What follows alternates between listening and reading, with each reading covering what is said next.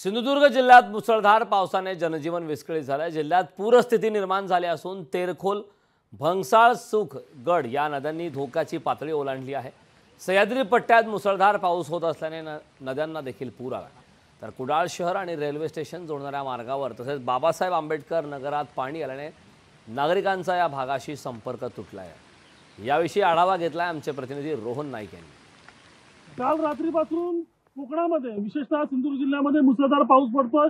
यामुळे जनजीवन तर विस्कळीत झालंय, परंतु नदी असतील, ओढे असतील हे पूर स्थितीमध्ये आहेत। आपण पाहू शकतो कुडाळ शहरातील ही दृश्य। कुडाळ शहर आणि रेल्वे स्टेशन हा जोडणारा हा मार्ग आहे, पूर्णतः पाण्याखाली गेलाय। ही अशी लाईव्ह दृश्य आहे। आपण पाहू शकतो की यामध्ये जे काही नागरिक आहेत ते पाण्यातनं इकडे येण्याचा प्रयत्न करतायत। अतिशय कठीण परिस्थिती निर्माण झाली आहे। जोरदार पाऊस पडतो, रेल्वे सेवा कोलमडली आहेतच, त्या व्यतिरिक्त आता जे मार्ग सेवा असेल ती सुद्धा कोलमडण्याचा सुरुवात झालेली आहे।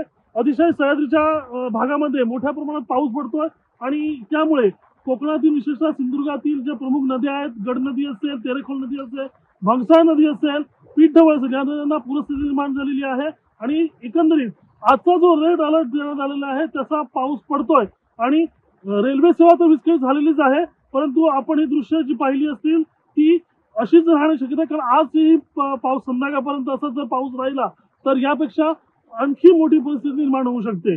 कॅमेरा पर्सन योगेशचा, रोहन नाईक, लोकशाही मराठी, सिंधुदुर्ग। जाताना अजिबात पाणी नव्हतं, पण आता शाळेतून समजलं की पाणी आहे म्हणून लवकर सोडलं आणि आता बघितलं तर खूप आहे इकडे पाणी। ह्या पुरामुळे जाण्याचा मार्ग पुरात बंद झालाय। वाहतूक, गाडी, रिक्षा, टू व्हीलर काहीच जात नाही, कारण हा भाग एकदम सकल झालेला आहे। म्हणून पुराच्या आजूबाजूला घरं पाण्याखाली गेले, त्यांना पण त्रास होतोय का? खूपच त्रास होतो, म्हणजे रात्रच्या वेळी तर झोपत नाही। 2 दिवस, आज तिसरा दिवस। त्या लोकांचं काय वरती जाऊन कोणा शेजाऱ्या पाजाऱ्याकडे राहतात। पावसाळ्यात दिवस त्यांची हालत खराबच होती। लोकशाही मराठी ऐका, पहा, जागरूक रहा।